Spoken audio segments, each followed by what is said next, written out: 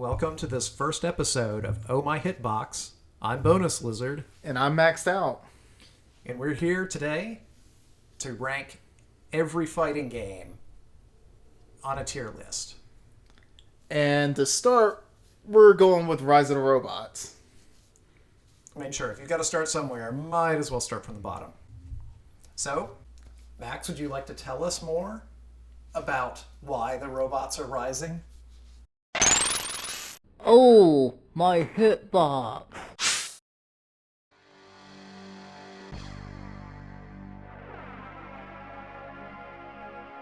Rise of the Robots takes you to the dark heart of a future super tech society. The servants of the society are the robots. But at the giant Electrocorp, the planet's major robot manufacturer, things are starting to go badly wrong. Badly wrong? What? The fight of your life is about to begin. Nothing in recent years has generated as much excitement and eager anticipation as Rise of the Robots. The first game with film quality controllable 3D graphics.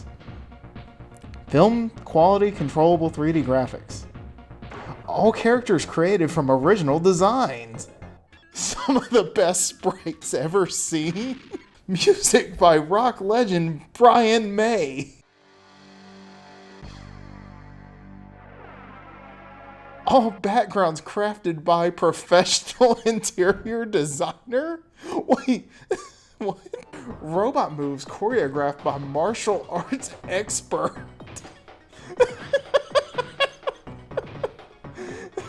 Please tell me more about Rise of the Robots. Rise of the Robots was originally released in 1994 on a variety of platforms, though from our experience, it seems that the Sega Genesis and Super Nintendo versions are the best versions. Or at the very least, the most noteworthy. Not too many people played the game on the 3DO. And even less on the CDI. And probably even less on the Amiga. Yeah, we're gonna have to get to the Amiga eventually. But not today. Not today. And I think this kind of provides an interesting point here just to start, in that a lot of these games, the different versions are kind of different. Yeah, this game was developed in an era where versions on different platforms weren't really made even necessarily by the same team. It's not like now where you put something together on a reel, you click through a few menus, and you choose which platform to export to. These games frequently had to be rebuilt from the ground up for each individual platform, frequently handled by completely different teams, and thus have a variety of differences. And as such, in most cases, we'll generally be judging the games based on its best platform, though there will be certain situations where this will not be the case if the game is different enough across platforms. Yeah, we'll usually try to call out major differences when we're talking about these, but primarily we're going to be focusing on the version that's most worth playing at this point in time. In this case, as I said, Rise of the Robots came out on the Mega Drive and the Super Nintendo. We should note it's using the basic 6-button layout that Street Fighter popularized. Sort of. Well, it tries. It aims for that. It really tries. The game supposedly is a 6-button game, but in actuality, it's more of a 2-button game. You have punch buttons and kick buttons at various strengths, but they all use the same animation. Yeah, I mean, that's ultimately the difference, is the animation behind it. The weaker ones come out faster and do less damage, whereas the stronger ones are slower and do more damage, but they look exactly the same. Yes. And as we quickly learned, the pushback is pretty much the same on all of them. And this allows for some shenanigans depending on which version. Yeah, depending on the version, because the degree of the pushback is different between the two. And then probably the most noteworthy thing about Rise of the Robots, and its biggest detriment, is the fact that it was made in Europe. Well, I mean, that might explain. Apologies to European viewers, but it's true. No apologies to European viewers. We don't apologize around these parts. Okay, fair enough. The biggest detriment has to be that this game, for whatever reason, decided that they wanted to make a fighting game with a single-player focus, I suppose, was the reasoning. and that player one gets to be one character and one character only. It's kind of like the home console versions of Fatal Fury 1, where player 1 was stuck choosing between 3 characters, but then player 2 could choose everyone else. Except in this instance, player 1 can only use one character, and player 2 can use anyone but the player 1 character. Yes, which doesn't exactly lend to a very fun multiplayer experience, and this is primarily the lens of what we're judging these games. Yeah, but hey, this means that they don't have to make palette swaps. Yay! No mirror matches here. Yes, who likes mirror matches anyway? Oh wait, the one character though has the exact same normals, just with a different special. Yeah. And that leads to one of the differences between two versions. Special moves. They're really a lot more consistent on the Super Nintendo version. Yeah, I mean, there's a debate here as far as which one is better. I think we can both agree that the Super Nintendo version is better constructed as a piece of software. Yeah. It has more consideration put in.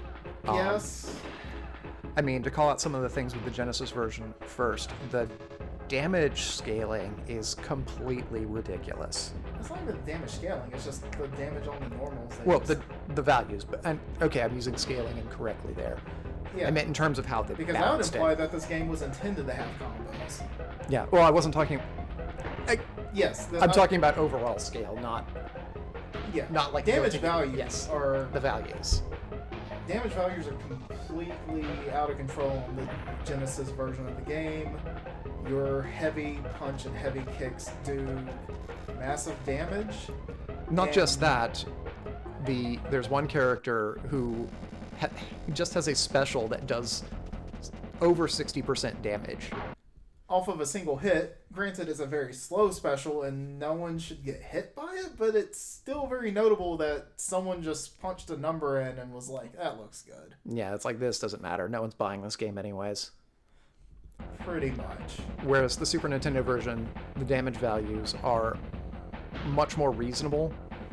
They're closer to what you would see in most other fighting games.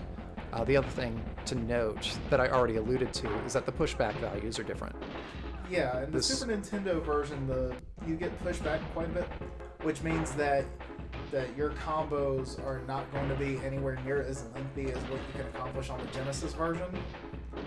But this is also a case that they really did not intend this game to have combos. Yeah, no.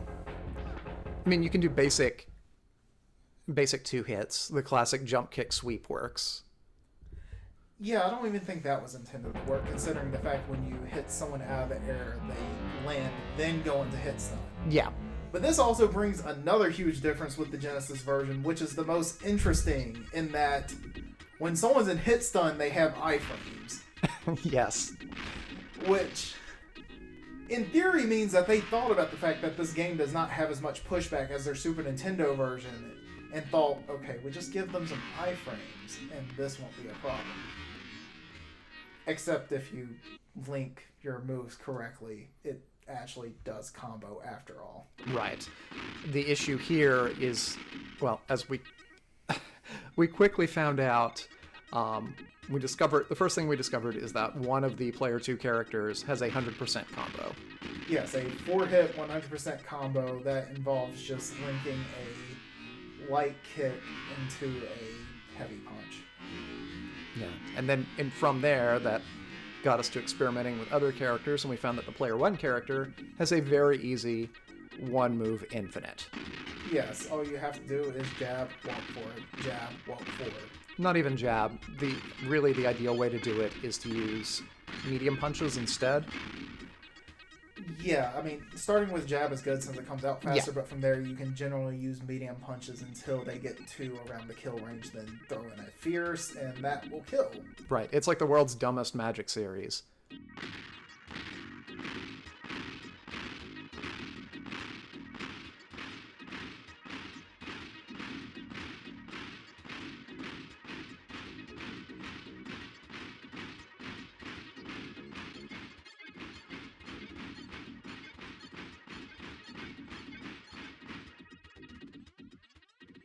The plus side, though, is that This means that both player 1 and player 2 have options where they can effectively kill the other person with a single combo. So that makes it interesting and kind of balanced in a way. The 100% character is probably better because of the stupid range he has. But you can, on the surface at least, you can make the argument that, okay, this is kind of balanced.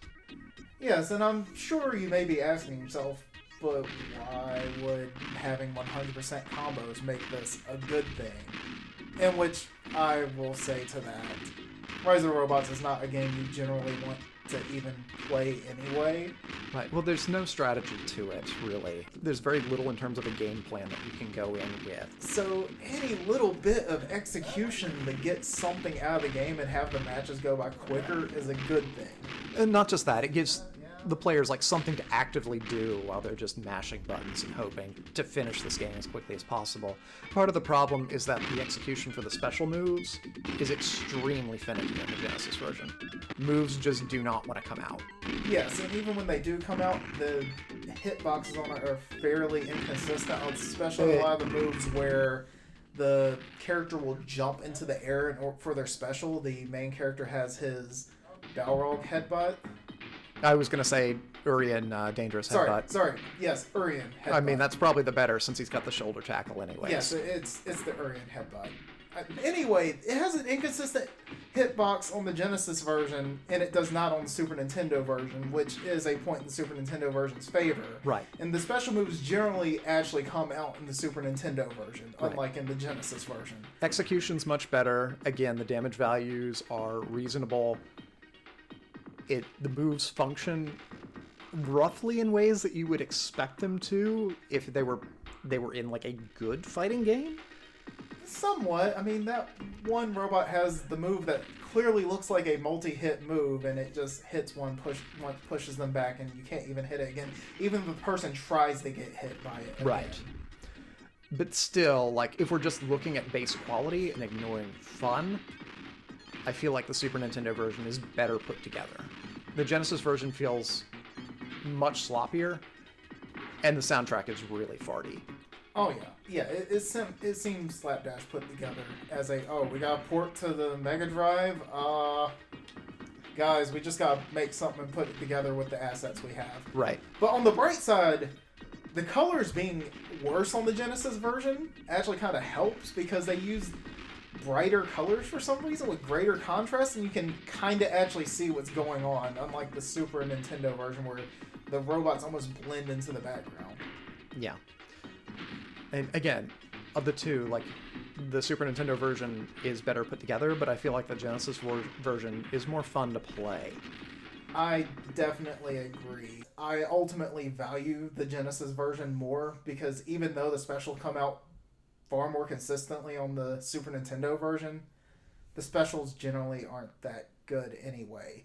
Except in one specific situation, and that situation being that for whatever reason in this game, you can do specials out of hit stun in both versions. Yes. Yeah, no, this is entirely true. And this helps balance out things like the 100% and the infinite. Yes. So actually there are no true 100%. You just have to deal with the finicky inputs in order to do your special moves.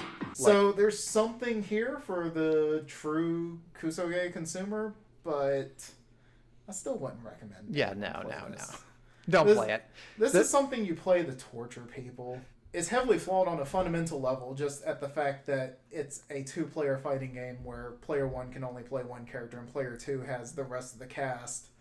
All the way down to the fact that the combos are there were very much unintended. The developers of this game, I feel like, did not really understand fighting games and were kind of just putting something together because the technology at the time was cool of having pre-rendered graphics. And they're like, well, a fighting game is just where some people punch each other and someone dies, right? Yeah. I assume we're probably in agreement here that this belongs in F. Yes, this is an F-tier game. It is not good. There's barely any redeeming qualities. There's a little more than I was expecting, but nowhere near enough to bump it up a letter grade. It's still really bad. Yeah, maybe let player one actually select the character, and I could maybe give it an E if I was being generous. Yeah. So I think that does it. Rise of the Robots is locked in at F tier. Yep, big fat F. No respects given. There's better garbage to waste your time with.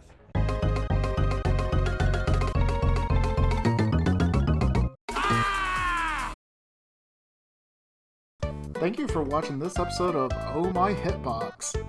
Feel free to leave a comment below if you thought we were unfair to Rise of the Robots, or if you want to tell us some game suggestions.